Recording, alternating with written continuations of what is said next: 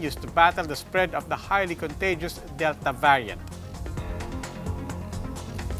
The Philippines is not taking any chances. The government has imposed a ban on travelers coming from Indonesia starting midnight later until the end of July. The travel moratorium on 7 other Middle Eastern and Asian countries also stays.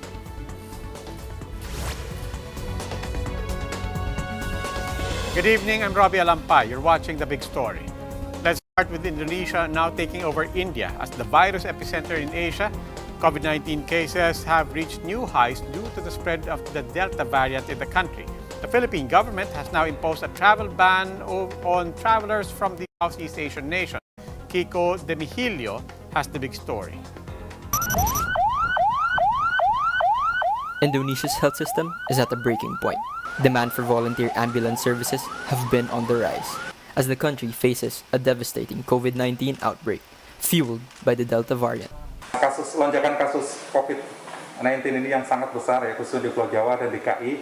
Tentunya tanggung jawab ini tidak bisa diserahkan hanya kepada pemerintah. On Tuesday, infections in Indonesia hit a new daily record, a staggering 47,899 cases, a sixth record in just 10 days. This is also a seven-fold surge compared to tallies from a month ago. Health officials warn the Delta variant is no longer just concentrated in its main island of Java. As such, the archipelago has overtaken India as Asia's new virus epicenter. With a population of 270 million, just a fifth of India's. Indonesia has 132 cases per million people, while India has 26 per million. The Philippines is taking stock. It has imposed a travel ban on those coming from its Southeast Asian neighbor. It takes effect July 16 to 31. Lahat po na mayroong travel history sa Indonesia within the last 14 days ay hindi po papapasukin sa Pilipinas. Itong hakbang po ito ay ginawa para maiwasan po ang pagpasok ng Delta variant na siyang laganap na po ngayon sa bansang Indonesia. The existing moratorium on India, Pakistan, Bangladesh, Sri Lanka, Nepal, the United Arab Emirates, and Oman also stays until the end of the month. But for Dr. Ted Herbosa, special advisor to the IATF, more countries should be added to this list. I think the Delta variant has been identified in over 90 countries, so we cannot put everyone on the list, but we will put those that have an uptick of their epidemic curve, the number of cases increasing.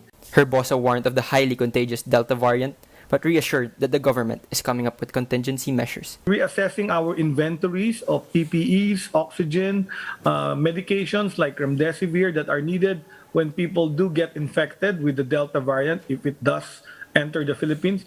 The best weapon for now, says Herbosa, is to make sure to get complete vaccination. Kiko Demihilio, We Are One News. Is our government doing enough to prevent more Delta variant cases from entering our shores? Here to give us his take, vaccine expert panel member Dr. Ronjin Solante is joining us via Zoom. Dr. Solante, welcome to The Big Story. Hi, Robbie. Good evening, and good evening to our viewers. Sir, first of all, what's happening in Indonesia? Is it all about the Delta variants and variants of concern, or are there other things driving this surge in the country? Just like what happened to most of the countries reporting surges of cases, it's a multifactorial cause. Aside from the variant, which is the Delta variant, it's also the relaxation of the quarantine and complacency to the health protocol. The people behavior, the ability to gather still, even with this threat of highly contagious, and should we say, the main reason why there are still surges in different countries, even with vaccination rollout. Okay, now, given all of these other factors that you mentioned, without having to list all of those other factors, I mean, focusing on the travel ban in particular, on the one hand, this seems like common sense. On the other hand, as Dr. Herbosa pointed out, there are more than 90 countries where the Delta variant has been found. It's impossible to impose it. What are your thoughts? What are the limits? And what are the potentials of any travel ban? Well, I totally agree with what the government is doing now. The most important first step is really border control. Identifying countries, especially countries with high community transmission of this Delta variant, this should be the priority of our country to really ban the travel and more or less monitor the countries with reported Delta variant transmission. And if they are not the countries that really are reporting higher cases, then we can make more or less prioritize those countries like India, Indonesia, and the other 7 countries that has been identified now by IATF as a possible potential source of this infection that will come into our country. Okay, maraming salamat po. That was Dr. Ronchin Sulante of the Vaccine Expert Panel. But what's the Delta variant situation here in the Philippines? Another big number for tonight, 19. That is the total number of Delta variant cases in the Philippines that we have detected so far among returning OFWs. One of them has died, the rest have recovered. The Delta variant of Indian origin is 60% more transmissible than the Alpha variant, first detected in the United Kingdom. The more infectious strain has already been detected in more than 100 countries. And these are the other big stories tonight. Fishermen are denying reports of harassment from Chinese vessels while fishing at Bao de Masinloc. They say they can still freely fish in the area. Another 1 million doses of Sinovac have arrived in the country. That pushes vaccine stockpile close to 22 million. The Philippines also hit a new daily record of jabs administered, 375,000. And the is already making history after the first trans woman, MJ Rodriguez, got nominated for Best Actress. These big stories after the break.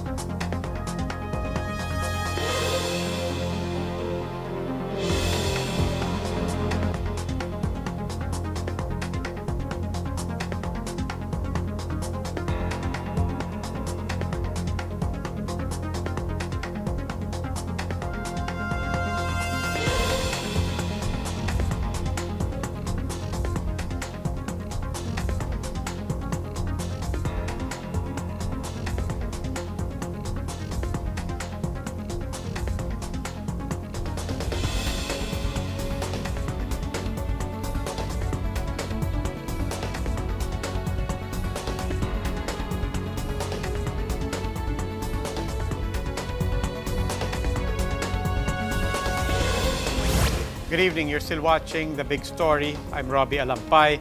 As the Philippines celebrates 5 years into its historic arbitral win, China has compared the victory to a mere piece of paper. The municipal government of Masinloc, meanwhile, is denying so-called reports of harassment among fishermen in the area. Maricel Halili has this report. Nothing more than a piece of waste paper. This is how Chinese Foreign Ministry spokesperson Zhao Lijian belittled the Philippines' landmark victory at the Permanent Court of Arbitration. Zhao said the ruling is illegal, null and void. This did not surprise Vice President Leni Robredo, but she is expecting more from the Philippine government. Sana yung gobyerno natin willing din na magpakita ng konting tapang regarding the issue. Kasi talagang habang umaatras tayo, lalo lang tayong didiinan. Pag-interest na ng sariling bansa natin, dapat pumalag tayo. Malacanang already expected this statement from China but insists that the government has done all that it could. Hindi ko po alam kung anong gusto niyang tapang ipakita pero nagsalita na po ang presidente malinaw, matapang sa UN General Assembly. Pala spokesman Harry Roque says as far as the country is concerned, the arbitral win is something that's already set in stone. The president said, and I quote, "The award is now part of international law, beyond compromise and beyond the reach of passing governments to dilute, diminish, or abandon. We firmly reject attempts to undermine it."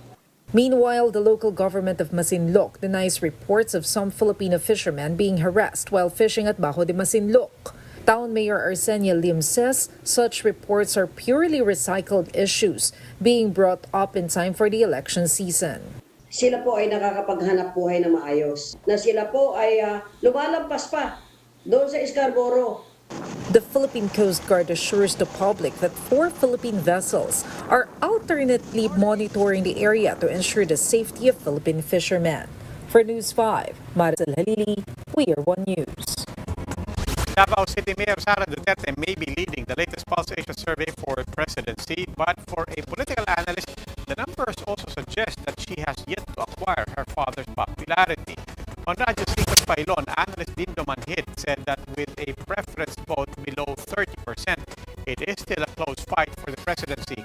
Manhid noted that a lot of things can still change once other preferred candidates start forming alliances, like what Sara is currently doing. He also pointed out that the president's supporters appear divided.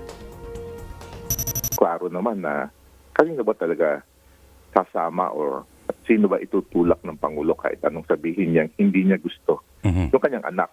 So ang ibig sabihin lang ito, parang hindi transferable yung buong popularidad ng ating Pangulo kay Sara Duterte na hati-hati. Meanwhile, around 200 journalists and 25 news organizations are pledging to commit to a fact-based election coverage. A soft launch of the election pledge will take place this Saturday.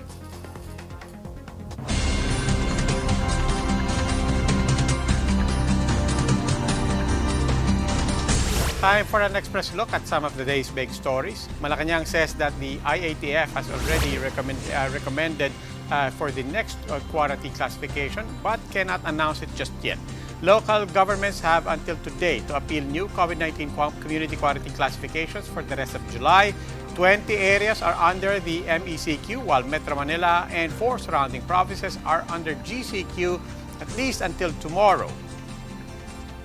The Education Department has recommended August 23, September 6, and September 13 as possible dates for the opening of classes for the upcoming school year. DepEd Secretary Leonor Briones clarified that President Duterte will still have the final say. She's also not discounting the conduct of pilot face-to-face classes, granted that students and teachers have been vaccinated by August. Another 1 million Sinovac COVID-19 vaccine doses have arrived in the country. That was earlier today. This is part of the 2.5 million COVID-19 shots from the Chinese manufacturer to be delivered this week. A total of 21.7 million vaccine doses have arrived in the country since March. 3.8 million Filipinos have been fully vaccinated. The country administered more than 375,000 COVID-19 vaccines on Tuesday. That is the highest daily output so far. Frontliners in rehabilitation medicine. It's your day on Saturday. July 17 marks this year's National Physiatry Day as declared by President Duterte last year. The special day is meant to promote awareness on physical rehabilitation. The proclamation signed last year highlights how musculoskeletal problems are the second largest contributor to disability.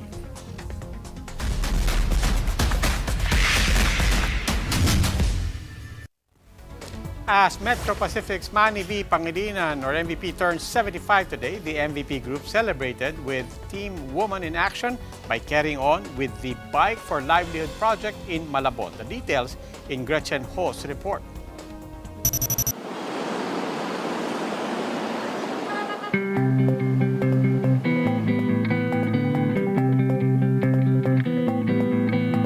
President Trix lost his job as a caregiver when the pandemic hit the country.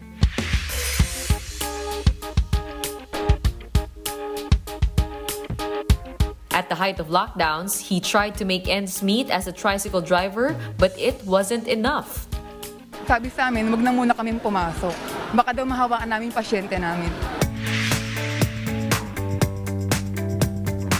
Now, Trix tries to stay afloat by selling milk tea online. Trix's business will keep on booming thanks to the Bike for Livelihood project of Team Woman in Action and the MVP Group. Makakatulong po kasi sa amin, yung bike na po na yun pang-deliver po kasi may online selling po kami.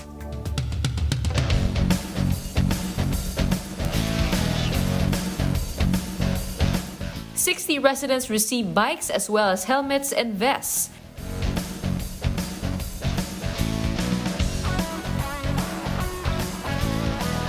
Now in Malabon, the project is about to complete its distribution target of 500 bikes since it kicked off in Pasig and carried on in other cities. The milestone is also in celebration of the 75th birthday of Chairman Manny V. Pangilinan.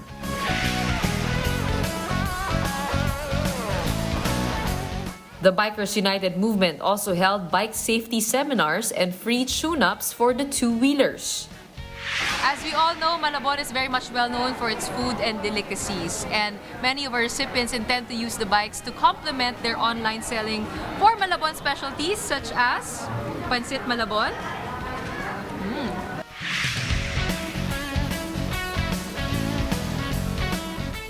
Meron po kaming maliit na tapsilugan. Yung bike po na yan, gagamitin po yan para po sa deliver. Saludo po ako sa inyo sa pagkakabigay niyo po sa akin ng bisikleta at malaking ginhawa na po sa akin.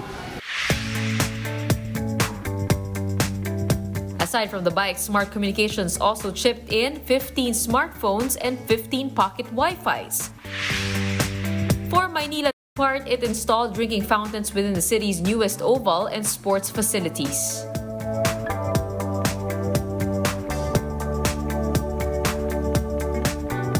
Alam naman natin na yung mga bikers natin, napakahirap mag-bike. Ang init, 'di ba? Actually, miski mainit, miski malamig, nakakapagod mag-bike. So, laging kailangan ng tubig ng mga bikers.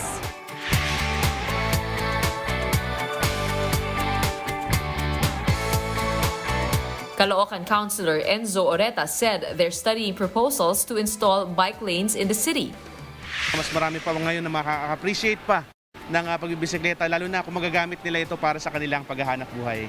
To cap it all off, everybody greeted the man of the hour who pedaled hard for the project's success.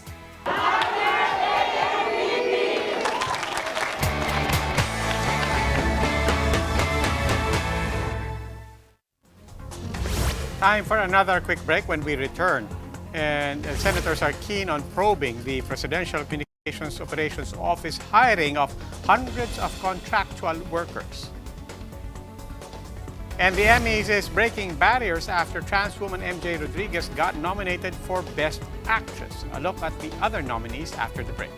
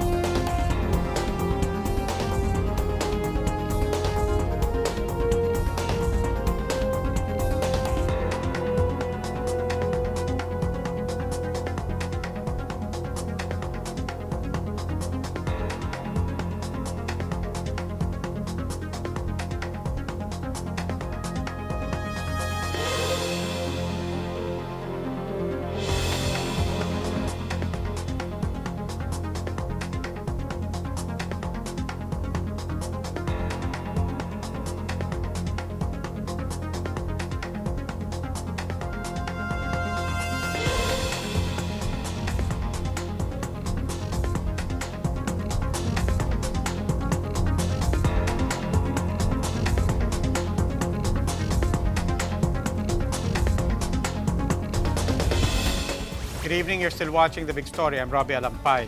The Senate will look into the COA-flagged hiring spree of the PCOO in its upcoming probe into the potential use of taxpayers' money to fund alleged troll farms. Marian Enriquez with this story. Despite the urgent need for more funds to respond to the COVID-19 pandemic, the government still spent around 70.6 million pesos in a hiring spree last year. The Commission on Audit reports that the PCOO supposedly used the amount to hire some 375 contractual personnel in 2020. This was flagged by COA, citing a lack of policy guidelines for the mass hiring, which in turn failed to justify its necessity. The total number of personnel hired was also 260% higher than the number of PCOO regular employees.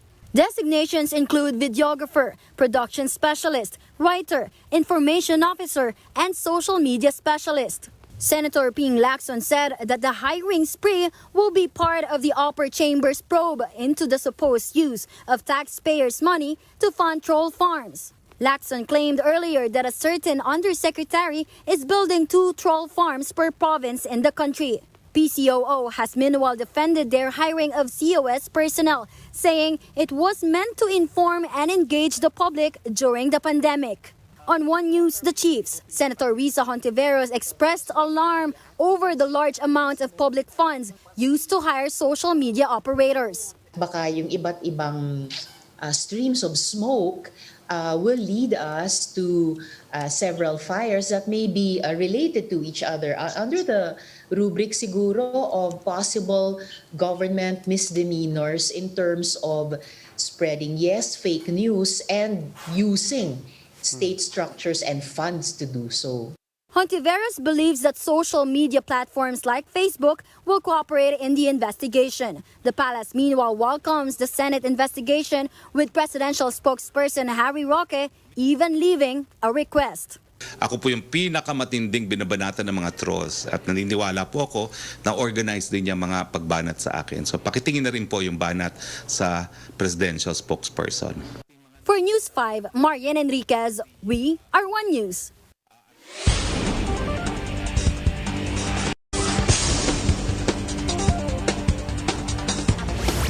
Let's take a look at the big stories on print and online. From Interaction, US-based tech firm Similarity stands by its report of Chinese ships dumping waste in the West Philippine Sea. Similarity says the imagery and algorithm used in coming up with the report was well-researched and validated. The firm said this in response to Foreign Affairs Secretary Teddy Locsin, who cast doubt on the authenticity of the report. Bahrain will ban travelers from 16 new countries, including the Philippines.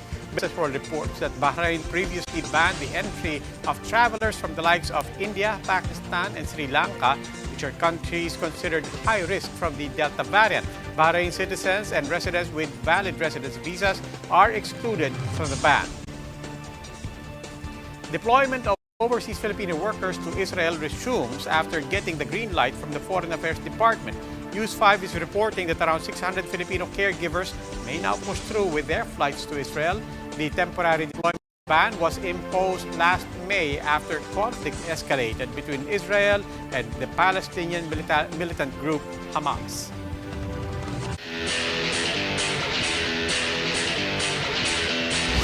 For the big story in sports, the PBA's 46th season is set to officially open on Friday with a 3-game bill kicking off the All-Filipino Conference. Starting off the season is a showdown between the Alaska Aces and the Blackwater Bossing at 12:30 p.m. This is to be followed by a game between Rain or Shine Elasto Painters and the NLEX Road Warriors at 3 p.m. And then we wrap up the day one with the Meralco Bolts and Northport Batang Pier scheduled for 6 p.m. The elimination round runs until August 27, with all games to be held at the Inares Arena in Pasig City.